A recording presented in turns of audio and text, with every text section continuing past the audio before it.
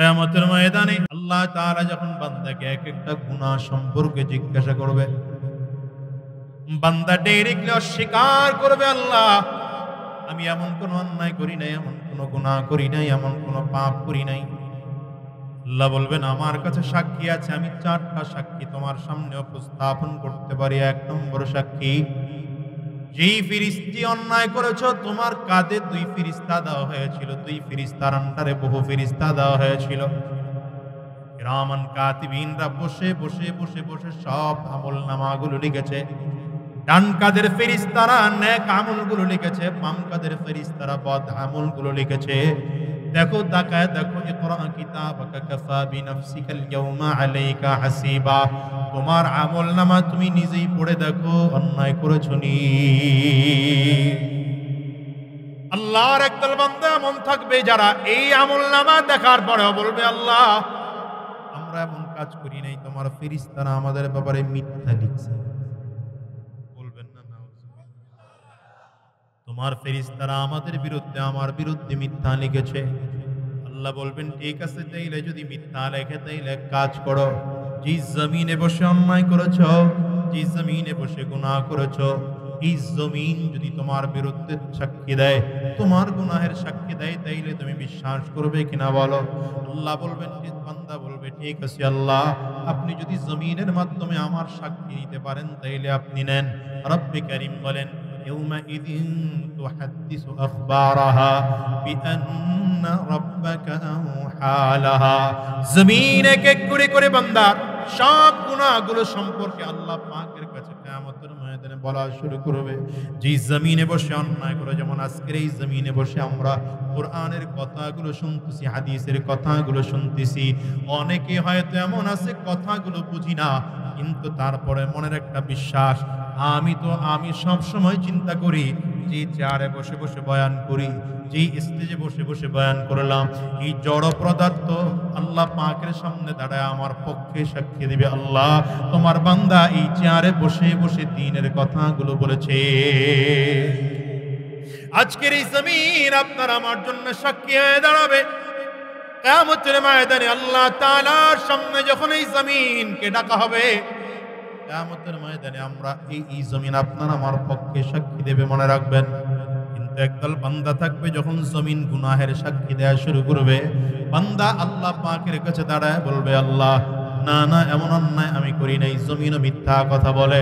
আল্লাহ বলবেন ঠিক আছে, তাইলে যে সময়টা আছে এই সময় যদি সাক্ষী দেয় তাইলে তুমি বিশ্বাস করবে কিনা বলো।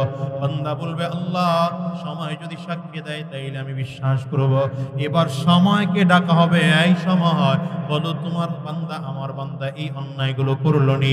যেমন আজকের এই সময়টাকে যদি ডাক দেওয়া হয়, আজকে কত 30শে এপ্রিল রাত 10টার সময়, এই সময়টাকে যদি ডাক দেওয়া হয়, আমার বান্দা আব্দুল গফফার, আমার বান্দা আব্দুস সাত্তার, আমার বান্দা আব্দুল কাহ্হার, অমুক অমুক আমার বান্দা কি করেছে বলো, তুমি সাক্ষী দাও। তখন আল্লাহ পাকের সামনে দাঁড়ায় জমিন আপনার আমার পক্ষে সাক্ষী দেবে, সময়টাও আপনার আমার পক্ষে সাক্ষী দেবে। আবার ওই গুনাহগারকে যদি বলা হয়, যেমন আজকের এই দিনে মাহফিল চলতেছে, একদল আছে যারা বাজারে বসে বসে বারবার ওখানে বসে লেকচার মারে, হুজুররা কি বলে ওটা ভালো কইরেই জানি, ওখানে গিয়ে খুব একটা লাভ নাই। হুজুরদের কাম কিছু কথাবার্তা বলে চলে যাবে, হুজুররা আসছে কিছু হাদিয়া পাওয়ার জন্য, হাদিয়া পেয়ে চলে যাবে। এমন একদল লোক আছে, এদের বিরুদ্ধে আল্লাহ পাকের সামনে দাঁড়ায় সময় কিন্তু সাক্ষী দিতে আরম্ভ করবে। তিন সাক্ষী যখন উপস্থাপন করবে, বান্দা ডেকে বলবে, আল্লাহ এই 3টা সাক্ষী আমার বিরুদ্ধে তোমার সামনে বলতেছে, তিনটাই মিথ্যা। আল্লাহ তাআলা এবার রাগ করে বলবেন, আল ইয়াউমা নাখতিমু আলা আফওয়াহিহিম ওয়া তুকাল্লিমুনা আইদিহিম ওয়া তাশহাদু আরজুলুহুম বিমা কানু ইয়াকসিবুন। রব্বে কারীম ডেকে বলবেন, এই জবানটারে বন্ধ করে ফেল, জবান আর কথা বলতে পারবে না। এবার হাত কথা বলতে শুরু করবে, পা কথা বলতে শুরু করবে, অঙ্গ প্রত্যঙ্গ কথা কথা বলতে শুরু করবে। হাত দিয়ে কি কি অন্যায় করেছি, হাত আল্লাহ পাকের সামনে দাঁড়ায় আমার আপনার বিরুদ্ধে সাক্ষী দেবে। পা দিয়ে কি কি অন্যায় করেছি, পা কিয়ামতের ময়দানে আল্লাহ পাকের সামনে দাঁড়াইয়া আপনার আমার বিরুদ্ধে সাক্ষী দিতে শুরু করবে। চোখ দিয়ে কি কি অপকর্ম করেছি, যা যা খারাপ জায়গায় নজর লাগাইছি, মনে রাখবেন এটা বাঁচার কোনো উপায় নাই। কিয়ামতের ময়দানে চোখ আপনার আমার বিরুদ্ধে সাক্ষী দেবে। তার মানে বোঝা গেল হাত পা অঙ্গ প্রত্যঙ্গগুলো এটা আপনার আমার মালিকানা নয়, এটা রবের দেওয়া আমানত। বলেন কার দেওয়া আমানত? ছেলের দেহ যার, সিদ্ধান্ত চলবে তার। হাত দেওয়া কার? জোরে বলো। পা দেওয়া কার? চোখ দিয়ে দেখতেছি দেওয়া কার? জবান দিয়ে কথা বলতেছি এটা কার দেওয়া? যদি বলেন হুজুর এটা আমার নিজের বানানো, যদি ব্যাপারটা এমন হতো তাইলে ওই বোবা মানুষটার দিকে তাকিয়ে দেখো কেন সে কথা বলতে পারে না, কানা মানুষটার দিকে তাকিয়ে দেখো কেন সে চোখ দিয়ে দেখতে পারে না, ওই প্যারালাইজড ওয়ালা মানুষটার দিকে তাকিয়ে দেখো কেন সে হাত দিয়ে ধরতে পারে না। এক মানুষ এমন জন্মগ্রহণ করে একটা পা নাই, আবার এমন মানুষ জন্মগ্রহণ করে দুইটা পা নাই, আছে না নাই? জোরে বলেন। আল্লাহ বুঝাইতে চাই রে গোলাম, ওরে আমি সুস্থ করে বানাইলাম, এটা আমি আল্লাহ পাকের দেওয়া নামাত। হাত আমি আল্লাহ পাকের দেওয়া নামাত, চোখ আমি আল্লাহ পাকের দেওয়া নামাত, কান আমি আল্লাহ পাকের দেওয়া নামাত, জবান আমি আল্লাহ পাকের দেওয়া নামাত। সাবধান, আমার হুকুমের বাইরে চলতে পারবি না। যদি চলো তাইলে তুমি আমার গোলাম, তোমার জন্য জান্নাত। আর যদি আমার হুকুমের বাইরে চলো, আমার গোলামদের কাতার থেকে নাম কাটায় দেওয়া হবে, কিয়ামতের ময়দানে জাহান্নামে জ্বলতে হবে।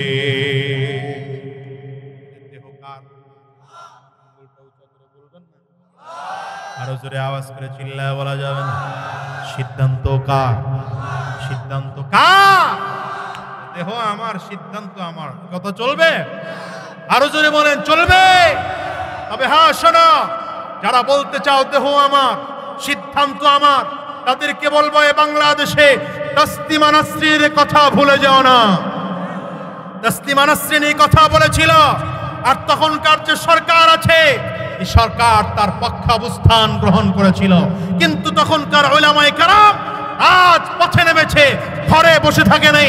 শাইখুল হাদিস আল্লামা আজিজুল হক রাহমাতুল্লাহি আলাইহি, চরমনার কালামানিক সৈয়দ ফজলুল করিম রাহমাতুল্লাহি আলাইহি, মুফতি ফজলুল হক আমিনী রাহমাতুল্লাহি আলাইহি কাফনের কাপড় মাথায় বেঁধে যখন রাত পথে নেমে গিয়েছিলেন, তাসলিমা নাসরিন জি বোরকার বিরুদ্ধে কথা বলেছে। বোরকা পরে রাতের আধারে ভারতে পালাতে বাধ্য হয়েছে। সুতরাং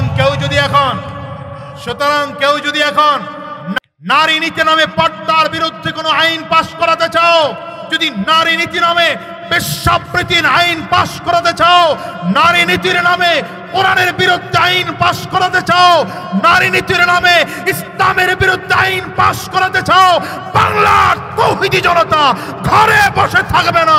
5 আগস্টের মতো আবার রাজপথে নামবে, তোমাদেরকে কচু কাটা করে ভারত বিদায় করে ছাড়বে। এই প্রস্তুত আছো মুসলমান? কারা কারা তৈয়ার হচ্ছে হাত উঁচা করে দেখো।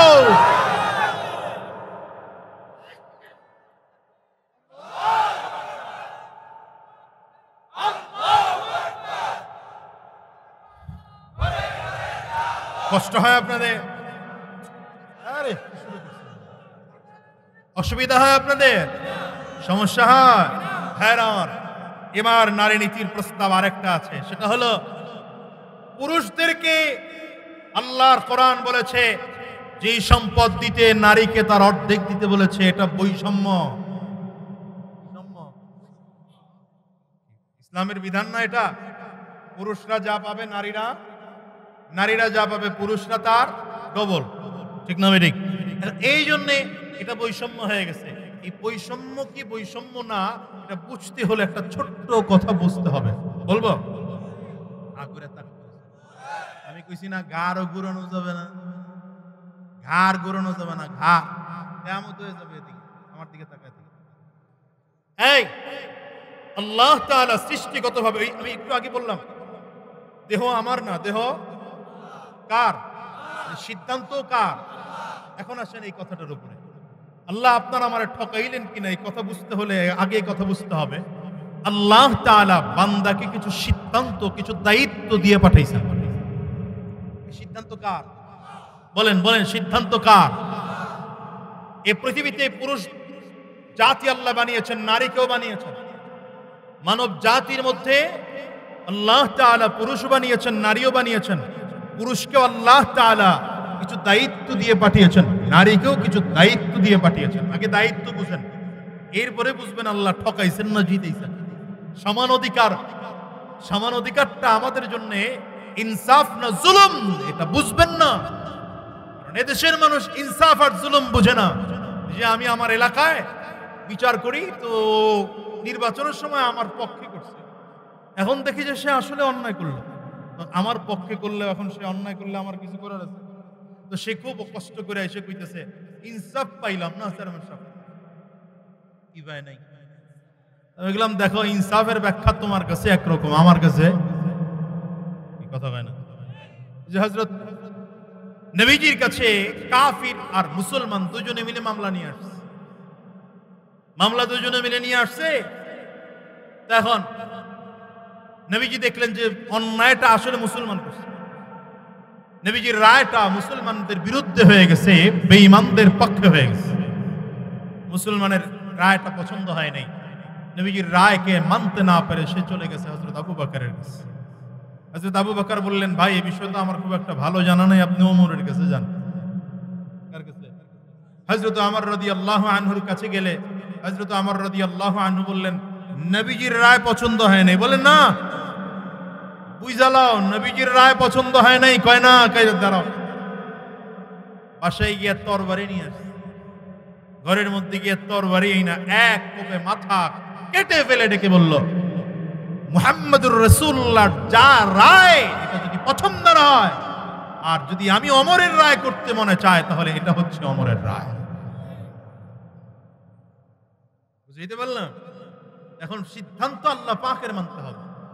আল্লাহ তাআলা সৃষ্টিগতভাবে বান্দাকে কিছু দায়িত্ব দিয়ে পাঠাইছেন। এই পয়েন্টটা খুব কঠিন পয়েন্ট, মনে রাখবেন। এটা বুঝলে বাকি সব কথা বুঝবেন। পুরুষকে আল্লাহ তাআলা সৃষ্টিগতভাবে 6টা দায়িত্ব দিয়ে পাঠিয়েছেন। কয়টা? এই কথা জোরে বলেন, কয়টা? নারীকে আল্লাহ তাআলা 5টা দায়িত্ব দিয়ে পাঠিয়েছেন। বলেন কয়টা? আঙ্গুল উঁচা করে কর, অলস জাতি, জোরে কন। ধমকাইতেছি, রাগ করতেছে, বললে করেন গে, আমি একটু করে জামুই গে। কয়টা? হাত উঁচা করে, হাত উঁচা করে। নারীর দায়িত্ব কয়টা? পুরুষের দায়িত্ব কয়টা? 6টা। বলেন পুরুষের দায়িত্ব কয়টা? এটা আগে বুঝেন, মুখস্থ করেন, খাতা কলম থাকলে লিখে নেন। একজন পুরুষের দায়িত্ব কি?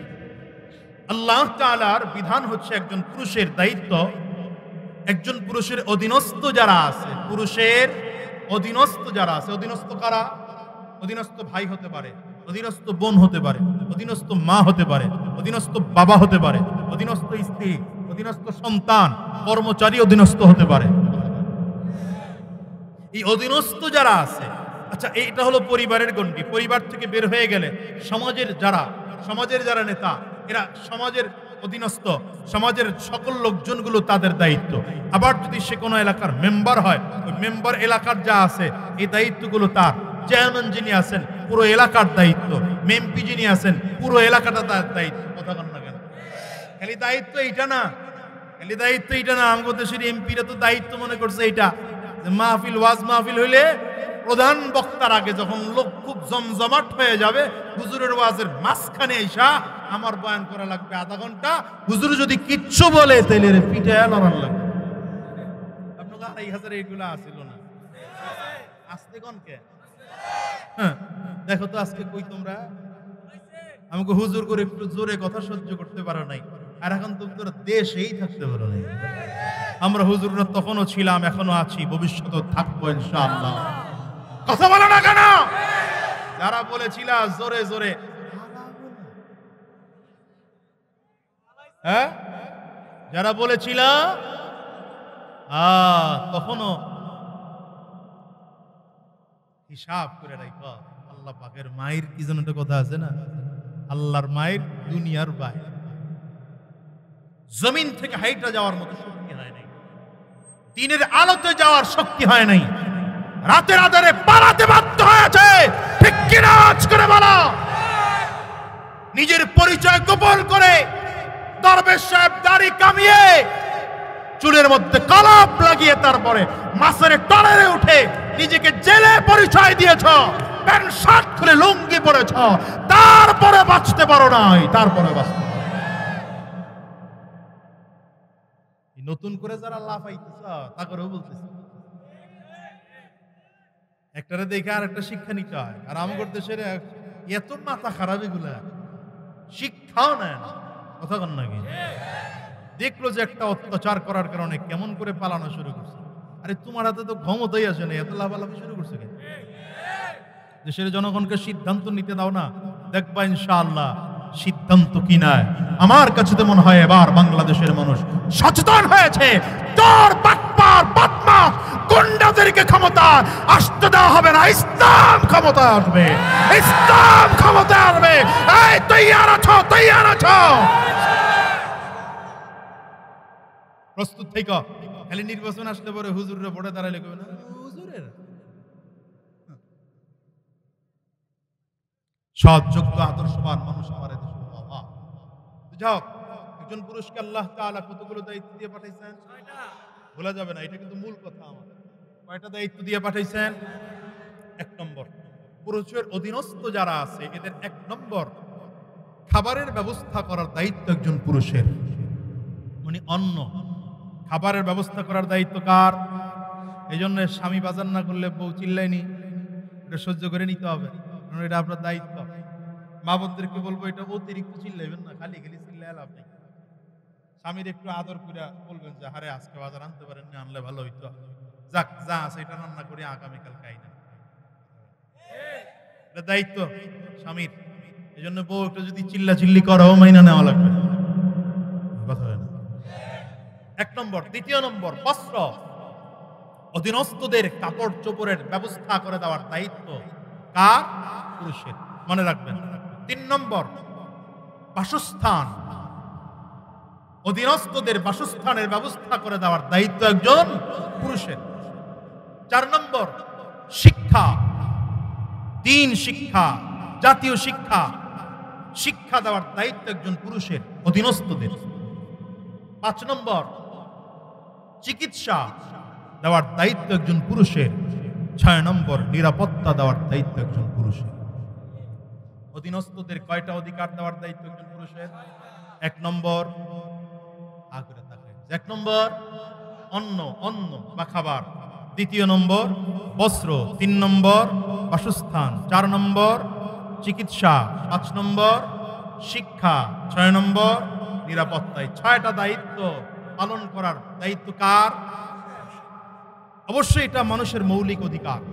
এই জন্য সরকারের দায়িত্ব দেশের সব জনগণকে এই 6টা বিষয়ে ক্লিয়ার করা। খালি ব্রিজ করলে কাজ হয়? ধুয়ে পালাইতে হয়? খালি ব্রিজ করলে কাম হয় না? হ্যাঁ, এই হলো 6টা দায়িত্ব পুরুষের। মহিলার দায়িত্ব 5টা। বলেন মহিলার দায়িত্ব কয়টা? 1 নম্বর, মহিলার 1ম নম্বর দায়িত্ব হচ্ছে, এখানে সব বয়সের মানুষ আছে, ইশারায় বুঝে নেবেন, সিজনাল অসুস্থতা। একজন মহিলাকে আল্লাহ দিয়েছেন, এটা সিজনাল অসুস্থতা। 2 নম্বর, একজন মহিলার দায়িত্ব হচ্ছে সন্তান গর্ভে ধারণ করা। 3 নম্বর, সন্তান প্রসব করা। 4 নম্বর, সন্তান লালন পালন করা। এই 3টা পয়েন্ট একটু মাঝখানে রাখেন। আরেকটা কথা আছে, এটা আলবাইর করব। 1 নম্বর দায়িত্ব কি বললাম? সিজনাল অসুস্থতা। এর পরের 3টা কি? সন্তান সম্পৃক্ত। সন্তান গর্ভধারণ করা, সন্তান জন্ম দেওয়া, সন্তান লালন পালন করা। এই 3 কারণে নবীজি 3 বার মায়ের কথা বলছেন। যেহেতু সন্তান গর্ভে বাবার কাম না, সন্তান প্রসব দেওয়া বাবার কাম না, লালন পালনে বাবার একটু দায়িত্ব আছে, এই জন্য বাবার নাম 4 নম্বরে রাখছে। মূল কাজ কার? 6 নম্বর আর 5 নম্বর, স্বামী এবং নিজ সংসার দেখাশোনা করা। এটা গেল 1 নম্বর। বলেন 1 নম্বর কি? সিজনাল অসুস্থতা। 3 নম্বর সন্তান গর্ভে নেওয়া। 2 নম্বর সন্তান গর্ভে নেওয়া।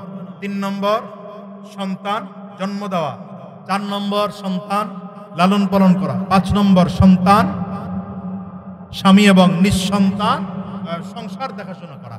আচ্ছা এবার বলেন, এই যে 5টা দায়িত্ব পালন করতে মহিলার টাকা খরচ হয়? কথা বুঝে না, এরা সব কথা কয় না। টাকা খরচ হয়, সম্পদ খরচ হয়, পয়সা খরচ হয়। পুরুষের যে 6টা দায়িত্ব, এটা পালন করতে গেলে কি টাকা লাগবে না লাগবে না? আপনার ঘরে বিয়ে করে নিয়ে আসছেন, কারণ ঘরে যে বিয়ে করে নিয়ে আসছেন আপনার ঘর নাই, আপনার বউরের সামনে রেখা খালি মোছাইতেছেন, তোমারে খুব ভালোবাসি, অনেক ভালোবাসি, জীবনটা দিয়ে ভালো, কাজ হবে? বউ কি বলবে? আগে ঘর দেয় বেটা, যদি ঘর তৈরি করতে না পারো তাহলে ঘর ভাড়ালা, কথা কন না কেন? কিন্তু একজন মহিলার এই 5টা দায়িত্ব পালন করতে গেলে শুধু টাকা খরচ হয় না, শুধু তার জান খরচ হয়। কি ঠিক না বে ঠিক? পুরুষের জানও লাগে, মালও লাগে। পুরুষের জান লাগে, মাল লাগে, মহিলার শুধু জান লাগে। তাহলে এবার হিসাব করেন, পুরুষের 6টা দায়িত্ব পালন করতে গেলে পুঁজি হলো 2টা, মহিলার 5 দায়িত্ব পালন করতে গেলে পুঁজি হলো 1টা। বুঝে নাই এতক্ষণে? পুরুষের 6 দায়িত্ব পালন করতে গেলে পুঁজি লাগে কয়টা? মহিলার 5 দায়িত্ব পালন করলে পুঁজি লাগে কয়টা? এই জন্য ইসলাম বলে, যেহেতু পুরুষের পুঁজি বেশি, বাপের সম্পদও ভাগে বেশি। মহিলার যেহেতু পুঁজি কম, বাপের সম্পদও ভাগে কম। এবার আসেন, এই ভাগ কম দিয়া মহিলাকে আল্লাহ ঠকাইলো কিনা এটা বুঝা দরকার। হ্যাঁ, ঠকাইলো কিনা এটা আগে বুঝা দরকার। আচ্ছা, এখন মহিলাকে আল্লাহ তাআলা দায়িত্ব দিয়ে পাঠাইছেন, এই ঘরে যখন মেয়ে আপনার জন্মগ্রহণ করলো, এই মেয়েটা অন্য কোনো পাত্রস্থ করার আগ পর্যন্ত টোটাল দায়িত্ব তার বাবার। দায়িত্ব কার? বলেন কার? এবার যখন সে স্বামীর ঘরে চলে আসলো, টোটাল দেখাশোনা, টোটাল রক্ষণাবেক্ষণের দায়িত্ব তার স্বামীর। যদি কোনো মহিলার স্বামী মারা যায়, তাহলে সন্তানও যদি না থাকে আবার বাবার কাছে চলে যাবে, বাবাও যদি না থাকে, সন্তানও যদি না থাকে, তাকে দেখাশোনা করার মতো এমন মাহরাম কেউ না থাকে, তখন এই মহিলাকে দেখাশোনা করার পুরো দায়িত্ব তার সরকারের।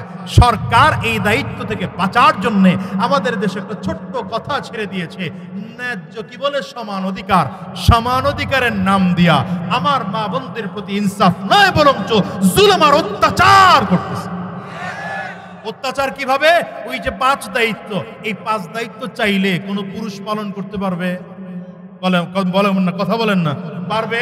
কিন্তু ওই 6 দায়িত্ব চাইলে মহিলাও পালন করতে পারে না? পারে না? পারে না? তাইলে ব্যাপারটা হলো এমন, আমি মহিলার কোনো ভাগ আমার কাছে আনলাম না, দিলাম না, আমার ভাগও মহিলার গায়ে চাপায়া দিলাম। সমান অধিকার না জুলুম? সমান অধিকার না জুলুম? ভালো করে মনে রাখবেন, ইসলাম বলে সমান অধিকার নয়, ন্যায্য অধিকার। বলেন কি অধিকার? যেমন দেখেন, আপনার আমার মাঝে সমান অধিকার নাই, আছে? স্টেজে যারা বসছে এদের মাঝে আমার মাঝে সমান অধিকার নাই। যেমন আমার জন্য একটা চেয়ার দেওয়া হয়েছে, এতগুলো মাইক্রোফোন সামনে দেওয়া হয়েছে, ওই স্টেজে যারা বসছে এদের কারোর জন্য চেয়ার নাই, একটা মাইক্রোফোনও নাই। এরা তো রাগ করতে পারতো, আরে বক্তা একটা আছে সেই বরিশাল থেকে, আরে বাবা তার জন্য এত চেয়ার, এত বিশাল কিছু। আমরা এলাকার মানুষ, এলাকার আলেম, আমাদের সম্মান বেশি, এলেম বেশি, আমল বেশি, আমাদের জন্য কিছুই নেই। রাগ করতে পারতো কি পারতো না? রাগ করে নাই কেন? এটা অধিকার, ন্যায্য অধিকার আছে। কারণ বক্তার জন্য মাইক্রোফোন থাকবে, এটা তার ন্যায্য অধিকার। বক্তার জন্য চেয়ার থাকবে, এটা তার ন্যায্য অধিকার। আর যিনি নিচে আসছে দাওয়াতি মেহমান, সে স্টেজে বসা থাকবে, এটা তার ন্যায্য অধিকার। দেখেন, আপনার আমার মাঝেও সমান অধিকার নেই, আছে? আপনারা নিচে বসে আছেন, আপনাদের জন্য বিছানার ভালো একটা ব্যবস্থা নাই, রাস্তার পাশে বসে আছেন, ধুলা ময়লা আসতেছে, এরপরে আপনারা অখুশি না কেন? ন্যায্য অধিকার, সমান অধিকার নাই ঠিক, কিন্তু ন্যায্য অধিকার আছে। আমার আল্লাহ তাআলা নারী আর পুরুষের জন্য যে বিধান তৈরি করেছেন, সে বিধান হচ্ছে ন্যায্য অধিকারের বিধান। এখন নারী নীতির নামে কেউ যদি বলে সমান অধিকার লাগবে, তাহলে সমান অধিকার নামে কেউ কোনোদিন সমান অধিকার দিতে পারে নাই, কোনোদিন পারবেও না। যারা সমান অধিকারের নামের স্লোগান দিয়া আমার মা বোনদেরকে রাস্তায় নামিয়েছে, ওরা রাস্তায় নামিয়ে আমার মা বোনদেরকে ধর্ষণ আর লুণ্ঠন আর চাঁদাবাজ, তাদের চরিত্রহীন নষ্ট করার জন্য চেষ্টা ফিকির করছে। কথা বলেন না কেন? এই জন্য আমার মা বোনদেরকে বলবো, আপনারাও সচেতন হন, ভালো করে মনে রাখবেন, আমার এই বাংলাদেশের লক্ষ আউলিয়াদের মা, ঠিক না বে ঠিক বলেন? আমার এই বাংলাদেশে এমন মা আছে, যে মা জন্ম নিয়ে দিয়েছে আল্লামা শাহ আহমদ শফি রহমতুল্লাহ আলাইহি। আমার দেশে এমন মা আছে, যে মা জন্ম দিয়েছে পীর সাহেব চরমনার মতো মূল্যবান মানুষ। এমন মা দেশে আছে, যে মা আল্লামা মামুনুল হকের মতো ব্যক্তিকে জন্ম দিয়েছে। এমন মা দেশে আছে, যেই দেশের মা মুফতি সৈয়দ ফয়জুল করিমের মতো সোনার মানুষ জন্ম দিয়েছে। এমন মা দেশে আছে, যেই দেশের মায়েরা এদেশে জন্ম দিয়েছে মুফতি সৈয়দ রেজাউল করিম পীর সাহেব চরমনার মতো মানুষ। এমন মা দেশে আছে, যেই মা জন্ম দিয়েছে আল্লামা খালিদ সাইফুল্লাহ আইয়ুবীর মতো মানুষ। এমন মা দেশে আছে, যেই মা জন্ম দিয়েছে কুয়াকাটা হুজুরের মতো মানুষ। সুতরাং এই পদ্মাশীল মা, দিনদার মা, দিনদার বোনদেরকে চরিত্রহীন কোন লম্পট নারী নীতি প্রণয়ন করবে, আর সে অনুযায়ী আমার মাকে চলতে হবে, আমার বোনকে চলতে হবে, এটা কোনোদিন হতে পারে না, কোনোদিন হতে পারে না। তোদের যদি নারী নীতি প্রণয়ন করতে হয়, যেই দেশে তোদের আইন চলবে সেই দেশে চলে যা, বাংলাদেশে থাকার অধিকার না। কথা বলেন না কেন? এটা উলিয়াদের জমিন। আমার মায়েরা ভদ্র, আমার বোনেরা ভদ্র। কথা বলেন না কেন? আমাদের প্রত্যেকের স্ত্রী ভদ্র। সুতরাং সভ্য দেশে অসভ্যদের কথা চলতে পারে না। একমত না দ্বিমত? বলেন একমত না দ্বিমত? সুতরাং আসুন, আগামীর দিনে ডাক যে কোনো সময় আসতে পারে। কথা কয় না? আপনারা কি মনে করছেন 5ই আগস্ট বিজয় হয়ে গেছে? না, মোটেও না। শোনেন, বাংলাদেশের জাতি রক্ত দেওয়া জাতি, এরা বারবার রক্ত দিয়ে অভ্যস্ত। ৭১ রক্ত দিয়েছে, ৪৭ রক্ত দিয়েছে, 5ই আগস্টে রক্ত দিয়েছে, প্রয়োজনে আবার রক্ত দেবে। সেই রক্ত হবে ইসলাম বিজয়ের। এখানে ওলামায়ে কেরামদের দূরত্ব কমে এসেছে আলহামদুলিল্লাহ। এখন একই মঞ্চে ওলামায়ে কেরাম বসতে শুরু করেছে। আমার কাছে তো মনে হয় বাংলাদেশের অবস্থা এখন ভালো, ইসলামের পতাকা ওঠার পুরানোর সময় এসেছে। সুতরাং খুব শীঘ্রই ডাক আসতে পারে। ডাক আসলে ঘরে বসে থাকবেন না, নেমে যাবেন? বলেন, বসে থাকবেন না, নেমে যাবেন? যদি আবারও ডাক আসে ইনশাআল্লাহ, উলামায়ে কেরামদের ডাকে সাড়া দিয়ে ইসলাম টিকিয়ে রাখার জন্য, কোরআন টিকিয়ে রাখার জন্য, দ্বীন টিকিয়ে রাখার জন্য যদি রক্ত দেওয়ার দরকার হয়, আবার রক্ত দেব। যদি জীবন দেওয়ারও দরকার হয়, কারা কারা তৈয়ার আছো? কারা কারা তৈয়ার আছো? ইনশাআল্লাহ। আল্লাহ আমাদের কবুল করুন, বলেন আমিন।